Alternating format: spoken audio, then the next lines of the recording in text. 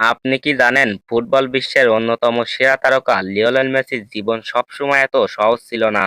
১৯৮৭ সালে ২৪শে জুন আর্জেন্টিনার রোজারিও শহরে জন্মগ্রহণ করেন মেসি। ছোটবেলায় তিনি গ্রোথ হরমোনের সমস্যায় ভুগতেন। চিকিৎসার খরচ বহন করা তার পরিবারের পক্ষে ছিল অত্যন্ত কঠিন।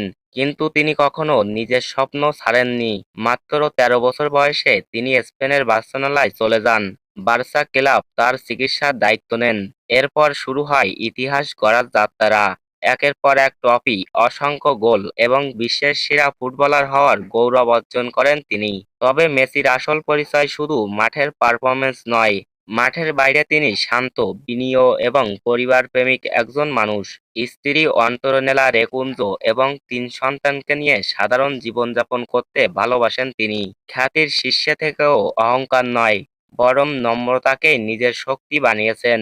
দীর্ঘ প্রতীক্ষার পর ২০২২ সালে আর্জেন্টিনাকে বিশ্বকাপ জিতিয়ে তিনি ক্যারিয়ারের সবচেয়ে বড় স্বপ্ন পূরণ করেন।